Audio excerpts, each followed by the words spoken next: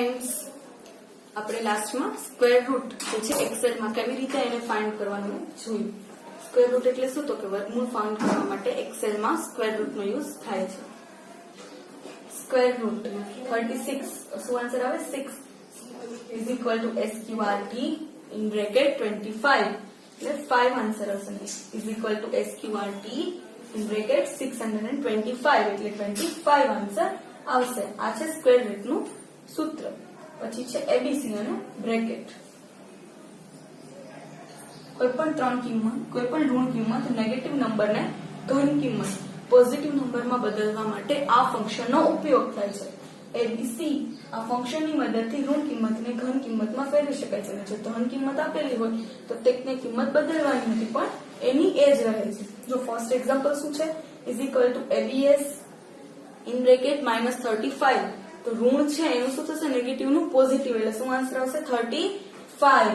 અને સેકન્ડ શું છે? Is equal two ABC in bracket 45. અને શું કીધું છે? ધન કિંમત આપેલું હોય તો એ બદલતી નથી, પણ એની એ જ રહે છે. તો એબીસી નું 45 અને સામે શું આન્સર આવશે? તો 45 ના 45 જ. પછી છે મોડ. કોઈ પણ એક સંખ્યાને કોઈ ચોક્કસ સંખ્યા વડે ભાગતા જે શેષ વધે છે તે શોધવા આ ફંક્શનનો ઉપયોગ થાય છે. એમઓડી મોડ. મોડનો ઉપયોગ ક્યાં થાય? તો કે કોઈ પણ સંખ્યાને આપણે ભાગીએ અને જે શેષ વધે એ શોધવા માટે આ ફંક્શનનો ઉપયોગ થાય છે. આપણે ભાગાકારમાં જે શેષ વધે ને આના મદદથી શોધી શકાય. First example is equal to mod MOD in bracket 28,3 is equal to mod in bracket 28,3. Answer શું આવશે? શેષ શું વધશે? 1 વધે અને 1. પછી number 2 is equal to MOD in bracket 30,5. શેષ 0 વધે, 5 36 અને 9 3 27, એટલે એક શેષ વધી, આમાં 0 શેષ વધી. પછી છે એમઓડીઈ મોડ. પહેલા શું હતું? એમઓડી મોડ, જેનો ઉપયોગ ક્યાં થતો હતો? શેષ માટે. ભાગાકાર કરી અને જે શેષ વધી એ બતાવવા માટે. હવે છે એમઓડીઈ. આ ફંક્શનની મદદથી આપેલી કિંમતોમાંથી રિપીટ એટલે કે પુનરાવર્તિત થતી કોઈ એક સંખ્યાને શોધી શકાય છે.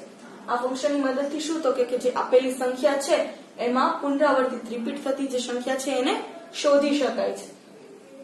ઉદાહરણ first is equal to mod in bracket 20,25, 30, 25, 35 અને 40. તો આન્સર શું આવશે? કઈ સંખ્યા રિપીટ થાય છે? 25. જો એકથી વધારે સંખ્યા રિપીટ થતી હશે તો ક્રમમાં જે સંખ્યા પ્રથમ હશે તે જવાબ તરીકે મળશે. જો એકથી વધારે સંખ્યા રિપીટ થાય, સંખ્યા છે બરાબર, આમાં ખાલી 25 જ રિપીટ થાય છે, પણ એકથી વધારે સંખ્યા રિપીટ થતી હોય તો જે ક્રમમાં ફર્સ્ટ હશે એને આપણે આન્સર તરીકે લેવાનું. Is equal to mode in bracket 35, 40, 50, 60 and 35. તો 35 અને 40 બંને રિપીટ થાય છે, બટ પહેલા શું આવે છે? 35, એટલે આન્સર શું આવશે? 35. આવી રીતનું સમ નાખો, ફોર્મ્યુલા નાખો એટલે એક્સેલમાં એનું પ્રોસેસ થઈ અને તમને આવો આન્સર મળશે. પછી છે કાઉન્ટ. ઉપયોગ. આપેલ સેલ રેન્જમાંથી જે સેલમાં નંબર હોય તેવા સેલની સંખ્યા ગણવા માટે આ ફંક્શનનો ઉપયોગ થાય છે. શું છે? B5 cell. કાઉન્ટ A જેમ B4. આન્સર શું આવશે? 3. A જેમ B4 એટલે આન્સર આવશે 3. આમાંથી જોઈ અને એવી રીતે ગણતરી આ ફોર્મ્યુલા નાખો એટલે એક્સેલમાં થઈ શકે. INT. INT નો ઉપયોગ શું થાય? તો કે આ ફંક્શનની મદદથી અપૂર્ણાંક સંખ્યાનો ફક્ત પૂર્ણાંક ભાગ પરત મેળવી શકાય છે. અપૂર્ણાંક સંખ્યા હોય પોઈન્ટમાં એનો ફક્ત જે પૂર્ણાંક ભાગ છે એ આપણને મળી શકે.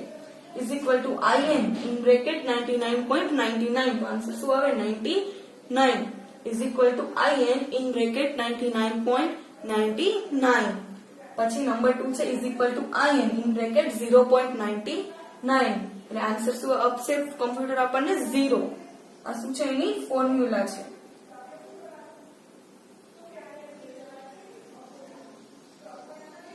પછી છે રાઉન્ડ. આ ફંક્શનની મદદથી આપેલ સંખ્યાની નજીકની રાઉન્ડ કિંમત પરત મેળવી શકાય છે. રાઉન્ડ ફંક્શનની મદદથી શું તો કે આપેલી જે સંખ્યા છે એની નજીકની આપણે કેમ રાઉન્ડ ફિગર લઈએ, રાઉન્ડ કિંમત, એ રીતે કિંમત મેળવી શકાય છે.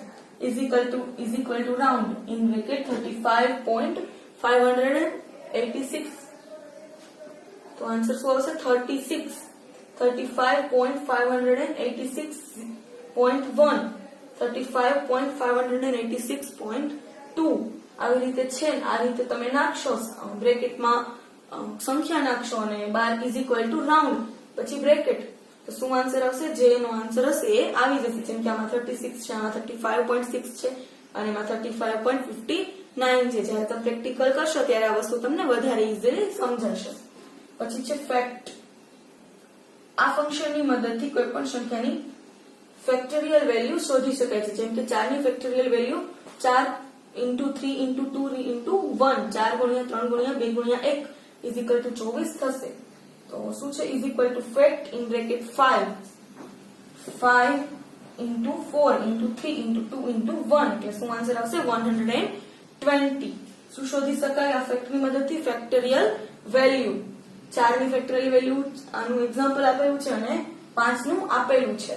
ઓકે, તો આપણે શું જોયું? અલગ અલગ જે ફોર્મ્યુલા છે જે એક્સેલમાં યુઝ થાય છે એ ફોર્મ્યુલા વિશે આપણે આ પેજમાં જોયું. Okay, thank you.